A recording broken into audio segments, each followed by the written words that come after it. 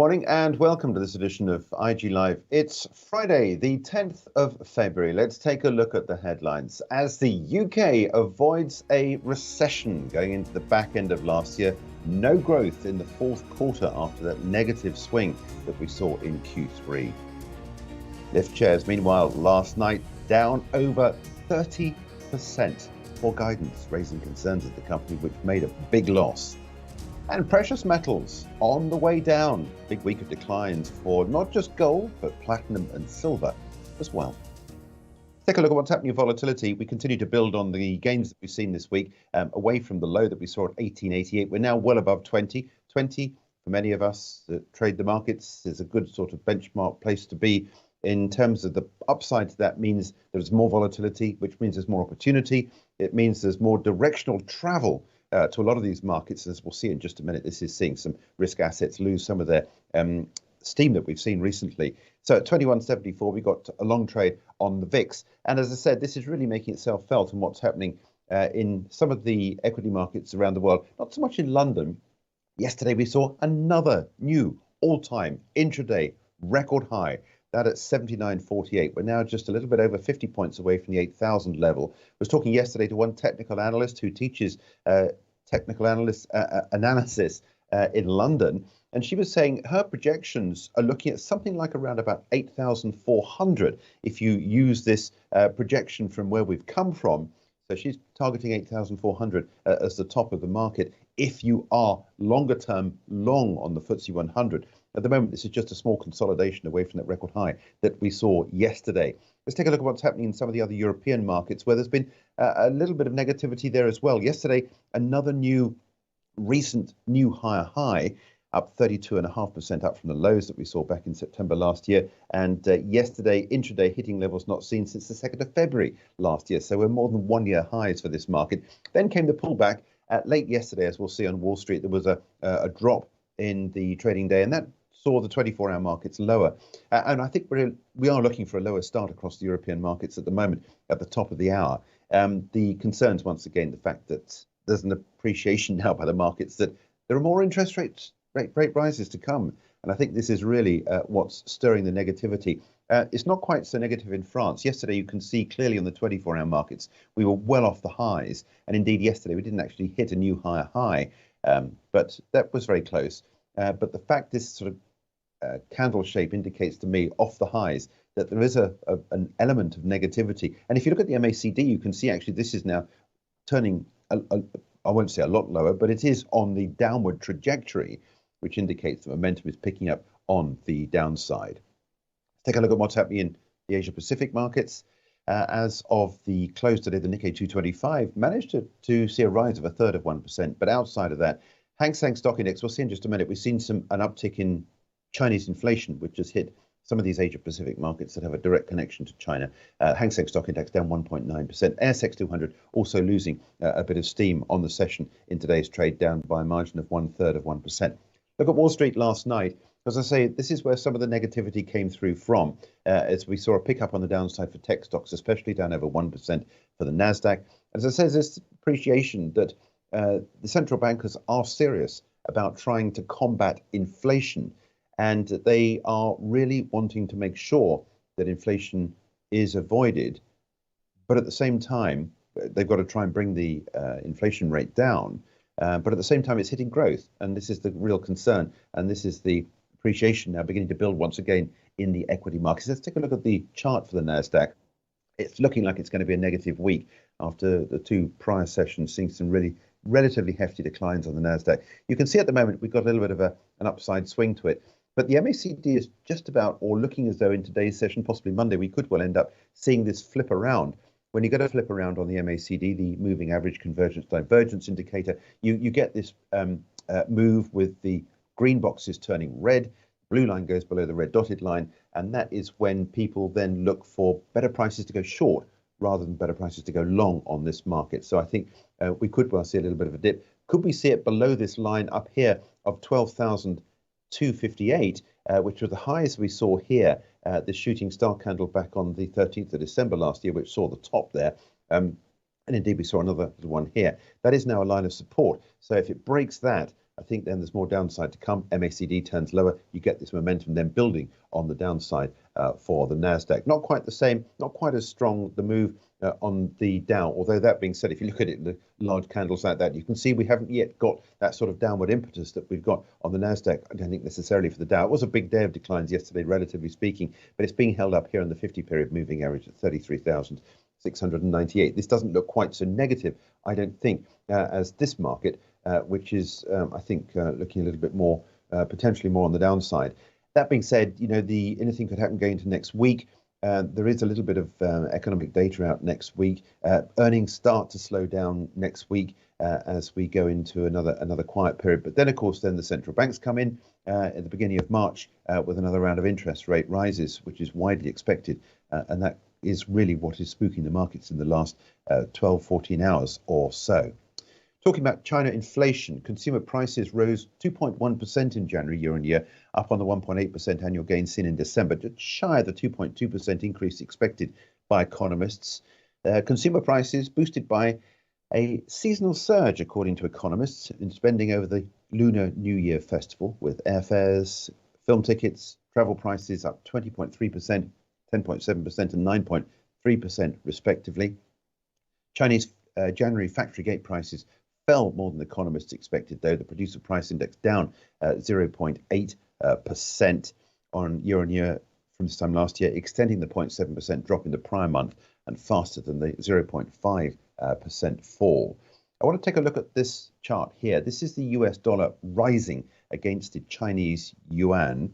This is at 680.94, so we've got a little bit of air taken out of the tires on the Chinese currency.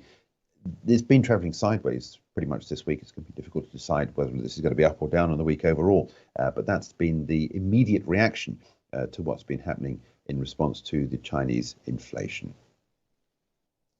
Now, the UK economy has avoided a recession. That's technically 2 quarters of negative growth. Let's take a look at the figures as we saw them. After a 0.3% contraction in the third quarter, the fourth quarter managed zero growth in the final 3 months of 2022. Q4 GDP growth rate flat, in line with expectations. The year-on-year figure rising 0.4%. That was also in line with expectations. But I think one of the interesting headlines to come out of this is that third one down, where we saw the monthly GDP down or contracting by a margin of 0.5% in December. Now, the big question is now, could we end up getting some sort of adjustment as we see the next 2 readings coming through for Q4 GDP? Could we get an adjustment that might take us down to a negative figure? But at the moment, at least, the message is that the UK has avoided a recession. Also, data out today, December industrial production rising 0.3% month on month. We had been looking for a 0.2% contraction. So far as the markets are concerned in reaction to this, I want to show you a 10-minute chart for sterling against the US dollar. A lot of volatility in this. At the moment, we're currently trading at 121, which is holding that level there, just expanding this out to a daily chart just to show you exactly where we are with this small rise that we've seen this week. That's sterling against the US dollar. There's been a bit more upside performance of sterling against the euro recently, but a little bit of a downward move there at 112.77 today. But broadly speaking, it's going to be a positive week, I think, overall. Jeremy Hunt just coming out, the Chancellor of the Exchequer, with some headlines this morning saying that it could well end up being in the situation, as far as he's concerned, is that we could well get inflation down to 5% this year. And then the UK will start to lift off in terms of growth. And he's expecting the UK to perform better than most other Western economies in terms of GDP. Now, let's move on to some of the corporate news headlines. I want to begin, first of all, with some breaking news late last night from the German sportswear manufacturer Adidas. This is a chart to show you because yesterday we saw a gain in Adidas stock up at 156.71. After the close last night, it says it may report an operating loss of 700 million euros this calendar year. It's over the potential impact of ending its partnership with the rapper and fashion designer Kanye West last November. Adidas's new boss said it could lose hundreds of millions of dollars this year if it decides not to sell stock of Yeezy trainers, which were the branded trainers from Kanye West. And this has been a bit of a problem. There's 2 things that's the issue with this. First of all is an association, a corporate association with what is perceived to be a brand that turns around in the opposite direction. It's become a tainted brand, plus the fact, obviously, that they've invested heavily in this area. And it looks like they're going to take a loss as a result of that. So possibly expecting a drop at the start today at 156.71. If you're short on this, your stop goes up here at around about 162.90 or so if you are short on Adidas going into the open there today. Lyft shares slumped more than 30% last night, or sessions on the IG platform, after posting a surprise loss in the fourth quarter of last year and forecast current quarter profit far below Wall Street targets. Let's take a look at what we saw there last night from the ride-hail company, reporting adjusted EBITDA of $126.7 million. That was above analyst forecast, but after setting aside $375 million for increasing insurance reserves, the group posted a loss of 74 cents per share, to be compared with an earnings per share expectation of 15 cents. You can see way below forecasts. In an interview, the group's president, John Zimmer, said they wanted to strengthen insurance reserves to prevent that type of volatility going forward. Active riders rising 8.7% to 20.36 million for the fourth quarter. Lyft said above the FactSet estimate of 20.3 million. As for the current quarter, Lyft forecast adjusted earnings before interest, taxes, depreciation and amortization, or EBITDA, a key measure of profitability that strips out many of the costs, but between $5 and $15 million. The average analyst target was 81 million. Lyft also forecast revenue below analysts' expectations of about $975 million, below estimates of just over $1 billion. So whichever way you cut it, it looks pretty poor. And if you look at the share price chart last night, absolutely massive losses you can see in terms of the movement that we saw last night on the IG platform, closing down 33.79%. Massive swing round in MACD, obviously, as a result of this, with a lot of the simple moving averages taken out, support taken out, and this move down was substantial. Not quite to record lows, down at 965, but this stock is well off the highs that we saw back in March last year at $68.30. So at 11.29, this stock will open again, all sessions on the IG platform at 9 o'clock this morning, UK time. Another company out with numbers late last night was PayPal. Initially, PayPal stock rose, but then came the fall. It wasn't a massive fall. On an adjusted basis, the fourth quarter numbers coming through $1.24, beating estimates of $1.20. Revenue rising 9%, broadly in line with expectations. But in terms of guidance, PayPal said it expects fully adjusted profit roughly $4.87 on a per share basis. Analysts on average had expected $4.75. The group said it would not provide a forecast for the full year revenue growth, though, and that was, I think, possibly what spooked the markets last night in the stock as at the close of the session. You can see, if you look at the shape of the candles that we saw yesterday, initially we saw a rise and above the 200-day moving average as well, and then came the drop. In fact, it closed well off the lows at 77.80. Chief Executive Dan Schulman announced he will retire at the end of 2023. Now, let's move on to other areas of the market. I just want to quickly catch up on what's been going on with oil. This is not a particularly interesting area of the commodities market, but I wanted to show you this because in the last couple of days, we've lost a little bit of the ground that we saw earlier on in the week. One of the other areas of the market, I think, has really been what's going on with these precious metals. I want to go first with spot gold.